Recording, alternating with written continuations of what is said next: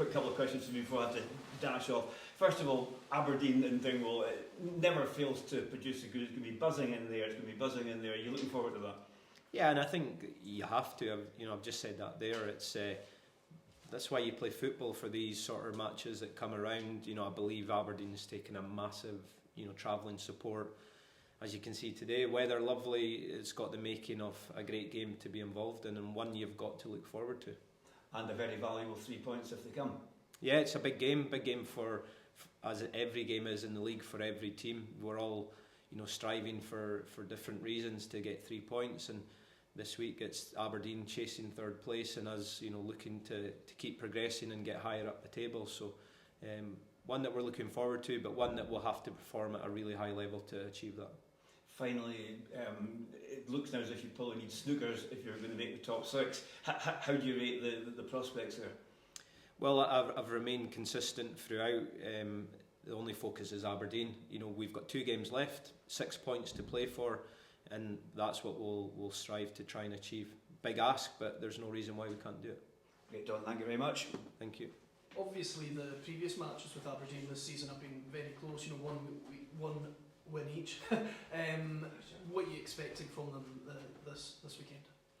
Well, I think they'll be coming here on the back of an excellent victory at the weekend, against Motherwell. I listened to on the radio and stuff, and they performed really well. They deserved the victory in terms of the scoreline. So everyone has spoke about the challenges that they had over the winter months in terms of the results, but they're well and truly out of that now. They're looking consistent, picking up a lot of points. So they'll come here full of confidence, looking to continue that. But we have to just embrace the challenge of playing a massive club in the country, in Aberdeen, here in Dingwall. And do you take a lot of confidence from that performance in the winter months down in Pittodrie?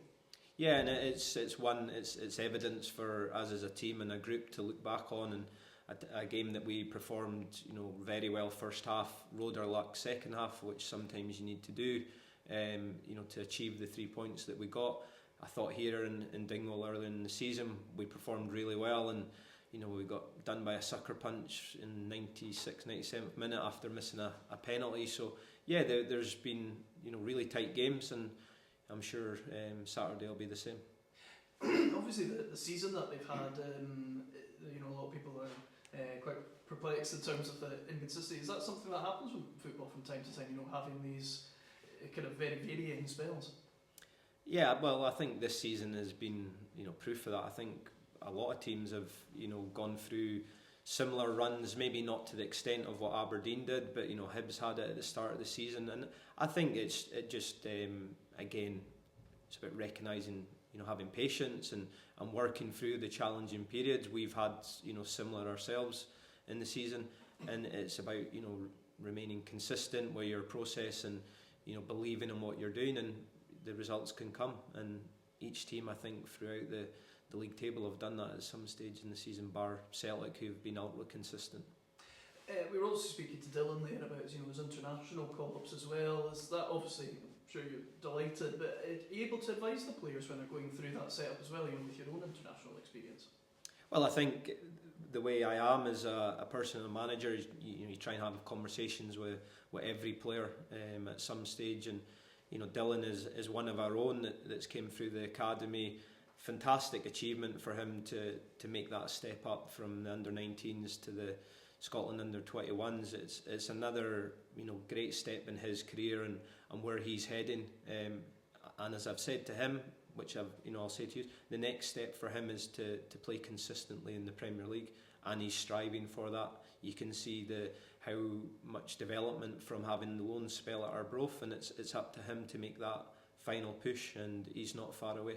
And all that experience will help with top flight football as well? Of course it does, and it gives him confidence as well to show what he's doing and the progression that he's making. We're delighted with him. I'm sure you've seen when he was in here earlier the difference in him physically. He's not a wee boy or a young boy anymore. He's a big, imposing physical player, and it bodes well for the future of this club that we've got someone like him coming through. I was noticing as well, George Harman made his 100th appearance for the club. How would you sum up his time with the club and how valuable he is to the team? I would say fantastic teammate, fantastic professional, and that's why he's made 100 appearances for this club. It's no mean feat, in this day and age, for him to come up. He came here on the back of being in part-time football. For him to make that transition, I think when he first came in, I was assistant manager. It was more to see if he could make that step up. We had a few injuries at the time, and he probably played more than we expected in the first season. And I think he's been part of very big moments at this club since he's been here. And for him to make 100 appearances, he should be extremely proud. And it's a reflection of the way he, goes about his business every single day. And how crucial will that experience be for this, coming into the end of the season? Well, it's big. We speak about that we do have a transition most years at this football club, but we have a nucleus who have been here for a number of years, and that's when it's up to them to give the advice, the experiences that they've had at this time of the season, where there's a lot to play for.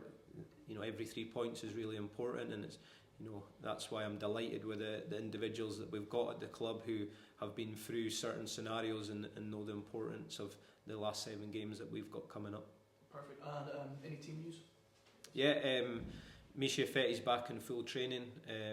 Maybe he's still a bit early in terms of this weekend, but great to see him back involved with the group. And bar that, just Ryan Leake is obviously not available. Perfect. Thanks for that. Thank you. On George Dunn, you also mentioned where he came from, part-time football. It was maybe a bit of an out of the blue setting given where he was at the time, but the way he's adapted, what he's done since, is he a bit of a template for what players can do, the opportunity that they have here? Yeah, definitely, and it just shows that the importance of doing your homework, and everyone maybe gets caught up in the full-time and professional environment of recruiting players. We've done it with a couple. Max Sheaf came up and played his part within the club last season, and he was part of the group this year as well. And George, like I say, he has shown, he's someone who's came from the West Brom Academy, so he had the fundamentals and been in the sort of structure of football. He took the step back into part-time, and it just shows that sometimes making that backward step can get rewarded, and he's definitely a beacon for that. Do you feel like players maybe generally nowadays are happier to take that step back in their career, knowing that exposure, social media, they might still find a way forward again after it? Definitely, because I think football is covered at every level now, and I think to get that to be able to identify talent in the lower leagues becomes slightly easier. You've still got to do the work and have the information of what you're looking for, but I think definitely in terms of maybe people get caught up in if they get released from a professional club that they think their journey as a footballer is over. Well, that's definitely not the case. There's been umpteen examples of that, even at a higher level, in the English Premier League, what you can do. You're never too old to keep getting better and progressing, and it's about just staying focused and having that enjoyment, and you get the rewards for it. We spoke after the game about Alex Samuel's performance coming back into the starting lineup, and I suppose it means you've now got a full complement of strikers now kind of available, which I suppose at this stage of the season must be something that you're kind of relishing in terms of the battle between the four of them. Yeah, and I think I've spoke about it before. I think the good thing about them is they're all extremely different. They all have different attributes and qualities, and it's up to them to push each other.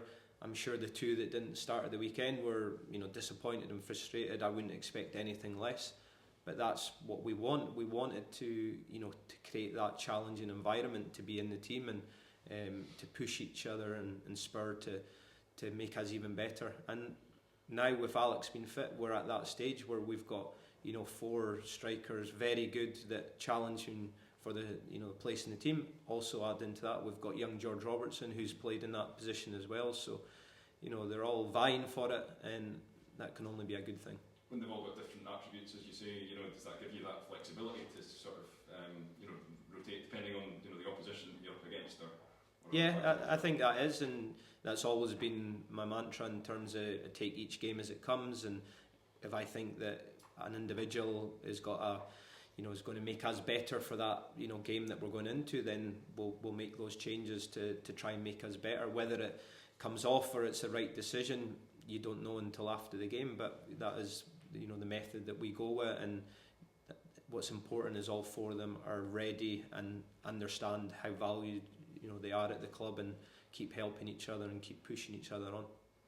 I presume part of your disappointment the other night was that the team can play better than that.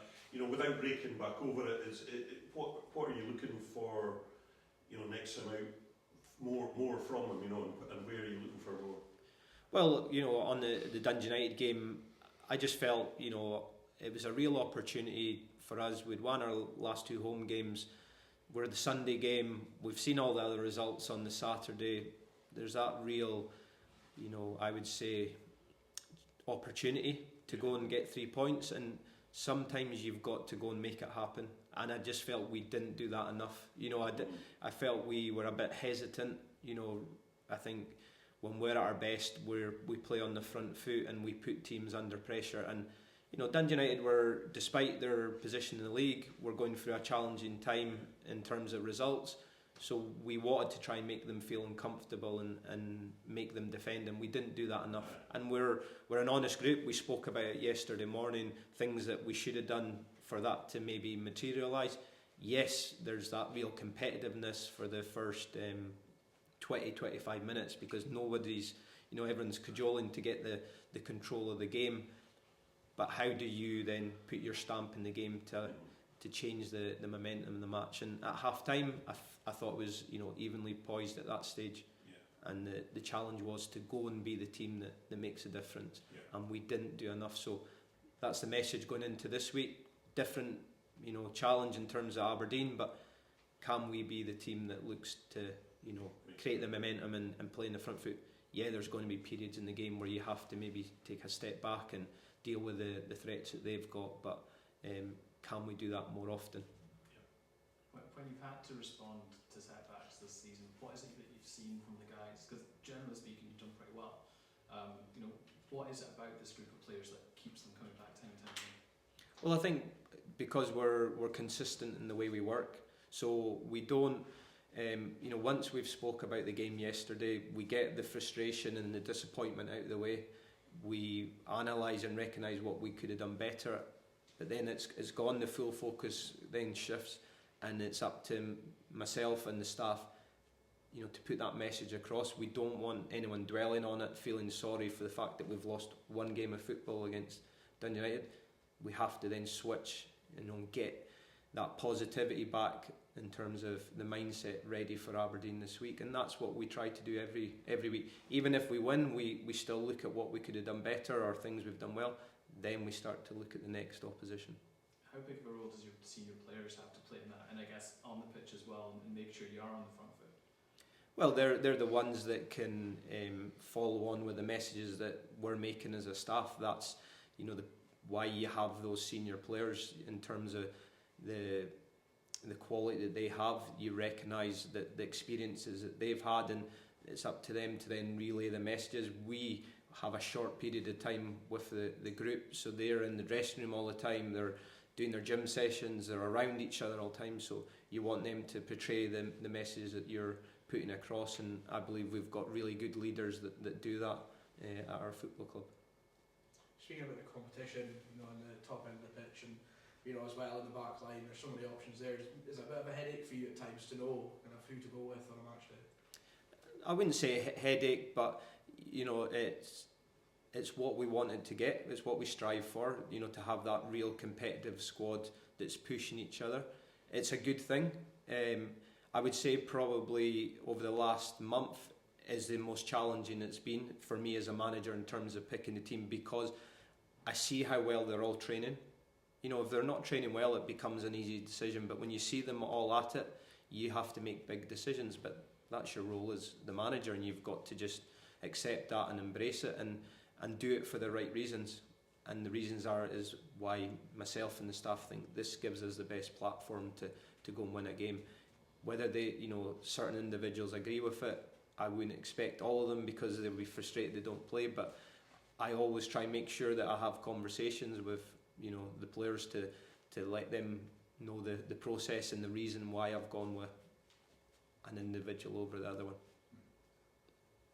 How do you, like, on a normal week, do you sometimes find yourself waking up at 3 a.m. and thinking about team selections, or are you too chilled for that, or No, honestly, I don't. I'm pretty good. I do think about Sunday night. You're over analysing the game after it, but it's something that I would say a strength. Yes, I think about the game all the time, but I think I recognise when it's time to go to sleep and switch off. I think it's important because I've spoke to many managers and many people within football when it becomes a bit too much, and then that's when you maybe don't have the energy that the group need to see off you. So it's having that ability to, once you've dealt with it yourself, you move on and get ready, and that's the same whether it's after a game, leading into a game with the team selection. And I imagine that routine you've got as a club as a whole now helps with that as well, because you do have that process of getting it out of the system. Yeah, and that's why I believe it's important. Throughout, I worked with Malcolm Mackay a lot as a player and then as an assistant manager, and it's something that he did, and I think it's important, to recognise what's happened in the previous game, but don't dwell on it too long, because like I say, you don't have the players for a long period of time when they're actually at the club. So the message has to be short, and it has to be precise in terms of what we could have done better. But then you have to, we've only got a few days. It has to quickly shift on to how do we give ourselves the best possible opportunity to go and beat Aberdeen, and that is the full focus as of today. Have you always had that ability, or is that something you had to learn even in your playing days? Probably the older you get, I think for me personally, I got better at it. I was never one for social media or anything like that, because I know the impact that can have on a player if you're scrolling through that and looking for the response of how you played. So I never got caught up in that. So I'm very honest. I know if I played well or I didn't. Same as a manager, I know if I've maybe gone with the right team or could have done things better, or maybe selected someone differently, and it's part of it. Everyone else has their opinion on it, but as long as you know that you've tried to do it for the right reasons, and you do it with conviction, I think that's all you can ask. Do you feel any different pressure as a manager going into such a crunch period, compared to say if it was the start of the season, or because it's two important games coming up? Does it feel any different for you kind of day to day? No, well, I think last season was a great introduction to it. I don't think it gets any bigger than a playoff game. Against Raith Rovers, and they were in good form. Everyone had seen what they were doing, and you go into that, and the challenges of going into two games where it boils down to that. So I don't think you come under any more pressure than that situation, and I think we dealt with that really well as a football club. So that gives you real experience. Yeah, there's a little bit, there's anxiety, nervousness into every game, whether it's at the start of the season or at this time of the season. I think that's healthy. That was the way I was as a player, so I think naturally having it when you go into a game as a manager, I like that feeling. I look forward to it, but I enjoy it even more when you win the game after it.